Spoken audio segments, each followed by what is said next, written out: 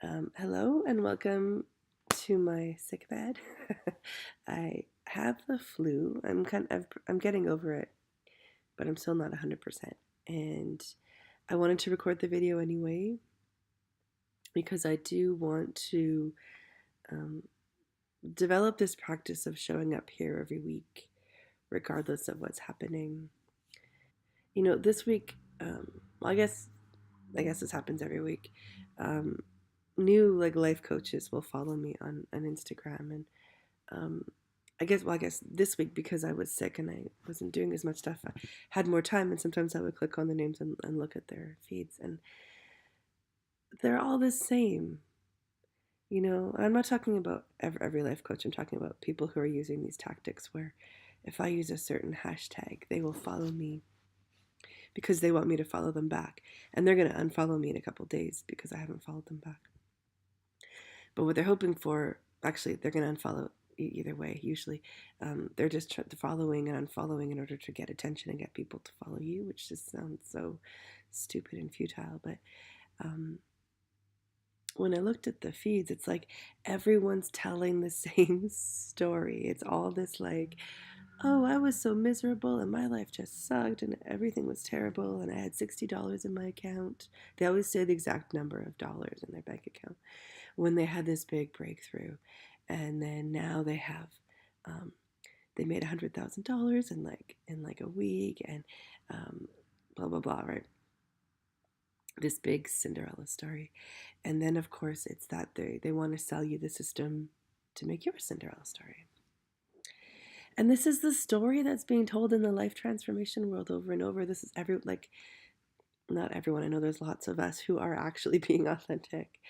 Um, but it's becoming more and more people telling this one story. And like, Jesus, like, it's not even an interesting story because we've heard it so many times, and because it comes with a sales pitch at the end that really makes it lose all heartfeltness, or wholeheartedness. So that's why I want to show up every week and share my actual unfolding stories. I think we need to start putting more true stories out into the world, and because the fact is we do have a tremendous amount of power and potential. Our creative and spiritual power is amazing, and there's so much that we can do. Not generally by following other people's three-step systems, more by digging in and uncovering and nourishing our own genius, which is such a more complicated thing than having three steps to follow. And I wish there was a three-step thing that worked, that like consistently for everyone all the time, because that would just be so much simpler. But there isn't, and because the answer is um, unearthing the genius that lives in you. And um, it's a process, and it's a way of living, really. And so that's why I want to share the stories every week of how I'm living with all of that. So even this week when I have the flu, my voice is funny. I just want to stay in bed with all my pillows. Um, and this week I want to talk about how when we resist things that are happening in our lives. Now, there's a lot happening in the world that we should, by all means, resist. I'm not talking about that. I'm not talking about turning a blind eye to what's happening in the world.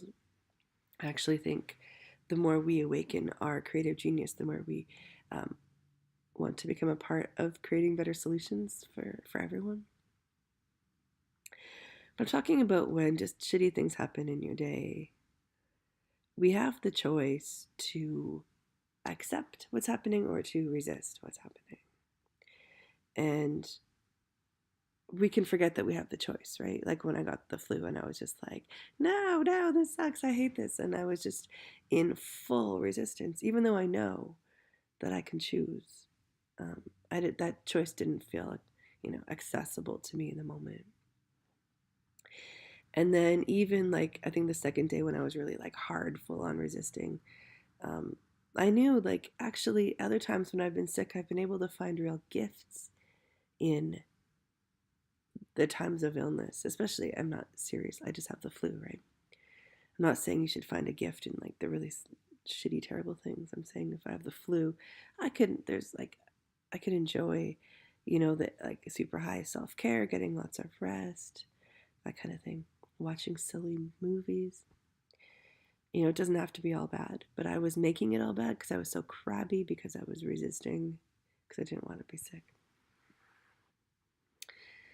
Um, I guess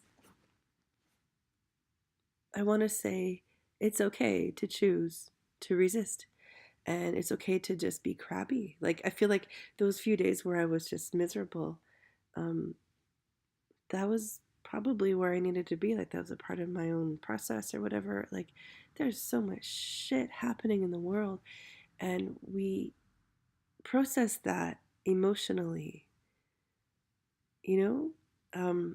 It's hard. It's a hard thing to process. And so maybe taking a few days and being angry actually was really good to help me. Maybe we don't need to judge everything. Maybe like we don't need to be happy and excited about everything all the time.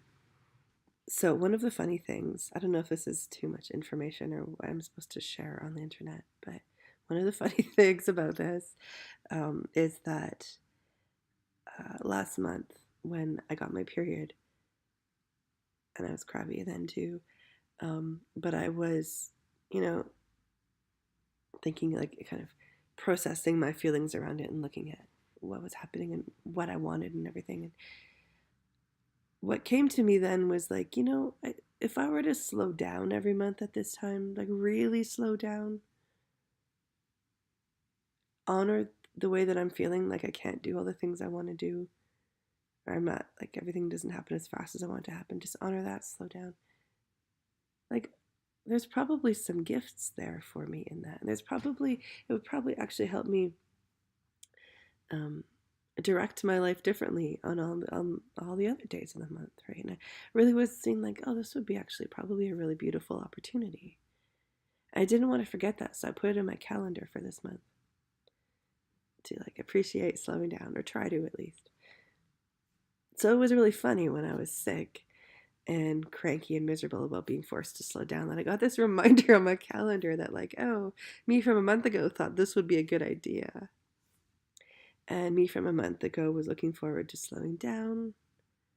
And now here I don't just have like a little PMS for a day. I have a whole week of having the flu. This is like, according to, this is a great opportunity to really slow down and find out what happens. How does my perspective change when I slow down?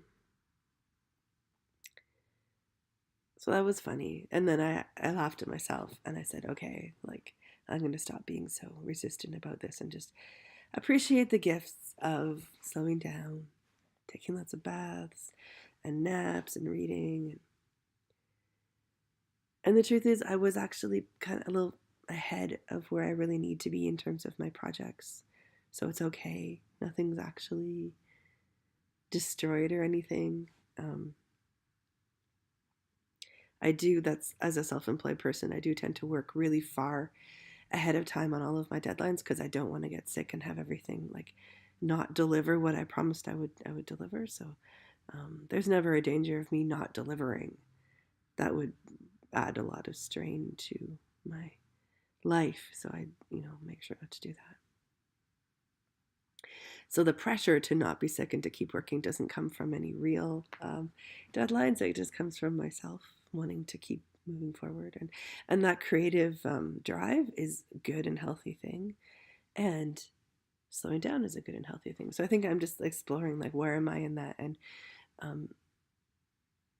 what if my idea of slowing down isn't even enough?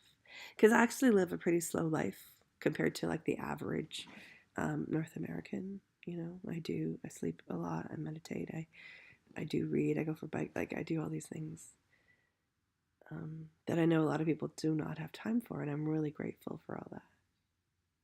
And I know that because I have a slower life, that actually helps me be able to be more like intuitive driven, right? So that I can make the big and the small life choices from my intuitive wisdom instead of just making them from that more logical mind part of us that's in charge when we're like, go, go, go, go, go, right? And I know that has really taken my life in different and more meaningful directions, and I'm really grateful for that. So that's where me and my dreams are at this week, and I'll see you back here next week.